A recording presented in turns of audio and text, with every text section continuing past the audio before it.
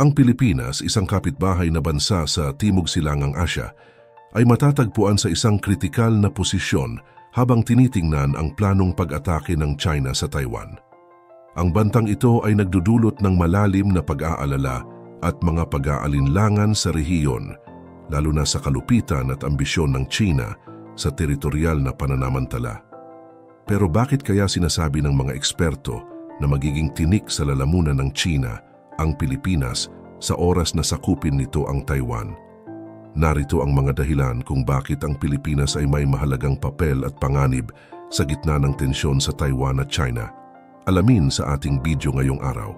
Ang patuloy na tunggalian ng China at Taiwan ay hindi na talaga mapigilan. Kaya naman maraming mga bansa ang nagpaabot ng pangamba sa posibleng digmaan at balak na pagsakop ng China rito. Subalit tiyak na mahihirapan ng China dahil sa isang bansa na malapit din sa Taiwan, ito ay ang Pilipinas. Ang Pilipinas, na kalaban at mortal na kaalitan din ng China sa mga pinag-aagawang teritoryo, ang nakikitang tinik ng mga eksperto sa pangarap ng China na pagkaisahin ang isla ng Taiwan. Ito ay dahil ang Pilipinas ay hindi nawawala sa gitna ng tensyon sa pagitan ng China at Taiwan, kung saan lumalabas na ang bansa ay naghahanda para sa posibleng krisis sa rehiyon.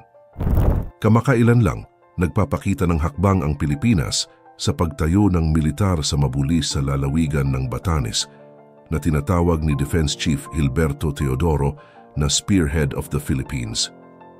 Ang pagkilos na ito ay nagpapakita ng bahid ng pagiging handa ng bansa sa posibleng tunggalian sa Taiwan. Kung sakali kasi na lumusob ang China sa Taiwan, kailangan muna itong dumaan sa tinatawag na First Island Chain. Ang First Island Chain ay ang malawak na karagatan na malapit sa EEZ ng Pilipinas. Talagang mahihirapan ng China na makapasok sa chain na ito dahil bantay sarado ito ng ating mga Coast Guard maging ang mga tropa na mula sa Estados Unidos. Ito rin ang nakikita ng mga eksperto na dahilan kung bakit gigil ang China na harangin at parusahan ang mga dayuhang manlalayag sa karagatan sa West Philippines Sea, maging ang pagnanakaw nito ng mga teritoryo sa Exclusive Economic Zone. Ito ay para maging advantage sa kanila ang pangangalaga sa First Island Chain, ngunit hindi laging positibo ang tugon ng China sa mga hakbang ng Pilipinas. Sa isang press conference, binalaan ni Chinese Foreign Ministry spokesperson Wang Wenbin ang Pilipinas na mag-ingat at huwag pikunin ang usaping may kinalaman sa Taiwan upang hindi mamanipula at hindi magdulot ng pinsala sa relasyon ng dalawang bansa. Ang kalapitan ng Pilipinas sa Taiwan na nag-iwan ng isang maliit na distansya mula sa isla ng Mavulis ay nagpapakita ng maaring pagiging bahagi ng tensyon sa pagitan ng China at Taiwan. Bagamat walang opisyal na diplomatikong relasyon ang Pilipinas at Taiwan, at kinikilala ng Pilipinas ang Beijing bilang pamahalaan ng One China, pinalakas ni Pangulong Ferdinand Marcos Jr. ang ugnayang militar ng Pilipinas sa mga kaalyado ng Taiwan tulad ng US at Japan. Ang Pilipinas ay maaring maglaro ng mahalagang papel sa posibleng pagsalakay ng China sa Taiwan sa pamamagitan ng pagtulong sa kanilang mga kaalyado sa rehiyon. Sa isang posibleng kaganapan ng pagsalakay, mahalaga ang unang 48 oras dahil ito ang oras kung saan maaring samantalahin ng China ang geographical na pwesto nito at bago pa man makapagresponde ang American Navy Indo-Pacific Command mula sa Hawaii, Guam o Japan. Ayon kay Richard Heydarian, isang senior lecturer sa University of the Philippines Asian Center, ang Pilipinas ay magiging mahalagang bahagi sa pagtugon sa sitwasyon. Ang Pilipinas ay maaaring maglaro ng papel bilang deterrence sa pamamagitan ng pagtulong sa pagbabago ng dynamics sa Taiwan at pagiging sentro ng koordinasyon para sa mga kaalyado nito tulad ng Japan at US. Hindi na kailangang magtalaga ng sariling tropa ang Pilipinas sa digmaan upang kumilos bilang isang deterrent ayon pa rin kay Heydarian. Sa halip ang Pilipinas ay maaaring baguhin ang kalkulus sa China sa pamamagitan ng pagiging outpost o tindig para sa mga kaalyado nito at pakikiisa sa mga paghahanda at koordinasyon sa pagitan ng mga kaalyado sa rehiyon. Ang pagtanga ng mga Pilipino sa Taiwan na umaabot sa higit 160,000 ay nagpapakita ng kahalagahan ng Pilipinas sa sitwasyon at ang potensyal na pagpapahintulot sa US na ma-access ang mga base nito ay makatutulong sa kanilang mga interes sa kanilang pagliligtas. Kaya naman, pinalakas talaga ng Pilipinas ang ugnayan nito sa Amerika dahil ang ugnayan ng US-Philippines ay nagpapakita ng lakas at pagiging matatag sa loob ng nakaraang mga dekada kung saan ang mga pagsasanay militar at pagtulong sa pagdepensa ay nagbigay ng mahalagang preparasyon upang makatugon sa posibleng pagsalakay ng China sa Taiwan. Sa kabila nito, ang pangyayari sa Hilagang Pilipinas ng access ng US sa mga base militarily ay nagdulot ng pagkabahala at naging sentro ng talakayan at ugnayan sa pagitan ng China at ilang opisyal ng gobyerno ng Pilipinas. Ang mga pangunahing politiko tulad ni Gobernador Manuel Mamba ng Cagayan ay nagsasagawa ng mga biyahe sa China at nakikipag-ugnayan sa kanila kahit na mayroon ding mga epekto sa ugnayan ng Pilipinas at US. Ang relasyon ng Pilipinas sa mga bansa tulad ng China ay nababase sa respeto. Kapag maganda ang trato nila sa iyo, asahan mo rin ang magandang trato mula sa kanila.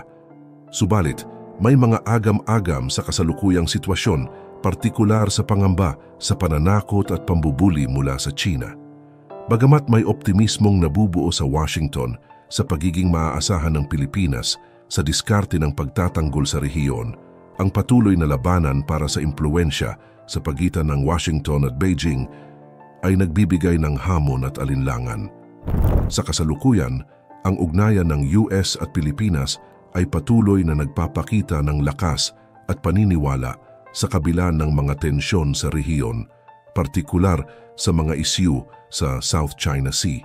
Habang lumalabas na mas malapit ang Pilipinas sa US sa mga nakaraang pangyayari, kabilang ang joint military exercises at pag-access ng US sa mga base militar nito, may mga ugnayan at pagsisikap din ng panawagan Pilipinas sa China.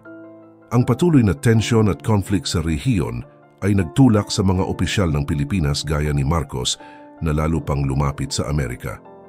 Ang mas pinalalakas na ugnayan ay lalo pang nagpapakita sa sektor ng militar kung saan ang mga exercises ay tumutok sa paghahanda para sa posibleng pagsalakay sa Taiwan. Sa kabila ng paghahanda, kinikilala ng mga opisyal ng US na mahalaga rin na maghatid ng mga ekonomikong benepisyo sa Pilipinas kabilang ang pamumuhunan ng mga kumpanyang Amerikano. Sa isang panig, ang impluwensiya at tulong mula sa China ay nagdudulot ng pag-aalala at pag-aalinlangan sa ilang sektor ng populasyon ng Pilipinas, lalo na sa konteksto ng pag-unlad ng mga proyekto at mga alok ng tulong mula sa China. Ang mga hindi malinaw na resulta at epekto ng mga ugnayan sa China ay nagdudulot ng pag-aalinlangan sa ilang sektor, lalo na sa mga residente at mga lokal na lider.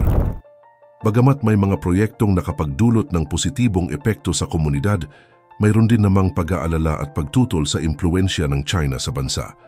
Ang ugnayan sa pagitan ng Pilipinas at China ay patuloy na sumasailalim sa mga pag-uusap at hamon, lalo na sa konteksto ng tension at conflict sa South China Sea. Pero kung babalikan kasi ang mga nakaraang taon noong panahon ng dating Pangulo Rodrigo Duterte, nagpapakita ang China ng interes sa pagtayo ng mga konsulado sa mga lugar na may malaking impluwensya sa politika gaya ng Davao, tahanan ng pamilya Duterte at Laoag, kung saan nasa poder ang pamilya Marcos. Ang pagsasagawa ng sister city agreements at pagbubukas ng mga konsulado ay bahagi ng hakbang ng China upang palalimin ang kanilang ugnayan sa mga key political areas sa Pilipinas. Noong 2009, ipinahayag ni dating kongresista Ferdinand Marcos Jr. na siya ay nagsulong sa China na magbukas ng konsulado sa Laoag. Bagamat naging maigting ang relasyon sa China sa ilalim ni Duterte matapos kamtin ang pagkapangulo, hindi nawala ang ambisyon ni dating Congressman Marcos Jr. na mapalapit sa China. Sa kanyang panig, ipinahayag ni Duterte ang kanyang pangunahing interes sa China at ang kanyang di paniniwala sa kakayahan ng Amerika na tumulong sa bansa. Sa kabilang banda, ayon sa isang opisyal ng Pilipinas, ang kompetisyon sa pagitan ng China at Amerika ay nakakatulong sa Pilipinas upang magkaroon ng mas magandang posisyon sa ugnayang internasyonal. Sa aspeto ng ekonomiya, patuloy na mayroong mga oportunidad mula sa China para sa Pilipinas, partikular sa pagproseso ng mga hindi pa nagagamit na yaman ng bansa tulad ng reserbang nickel. Ang kakulangan ng mga alternatibo mula sa Amerika ay nagbibigay daan sa China upang maging isa sa pinakamahalagang kaakibat sa proyektong pang-ekonomiya ng Pilipinas.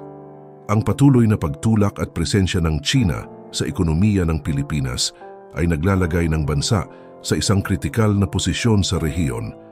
Bilang pagtatapos, ang Pilipinas ay hindi lamang nagiging essential bilang pagresponde sa mga kaalyado nito at sa China, kundi pati na rin sa pagtulong sa pagpapanatili ng balanse ng kapangyarihan sa Indo-Pacific. Sa patuloy na tensyon sa West Philippine Sea at ang banta sa Taiwan, ang Pilipinas ay hindi lamang umiwas bilang provocateur, kundi kumikilos bilang isang equalizer sa rehiyon. Sa kabila ng mga banta at pressure mula sa China, sinisikap ng Pilipinas na mapanatili ang balanse at kahalagahan ng kapayapaan at seguridad sa Indo-Pacific.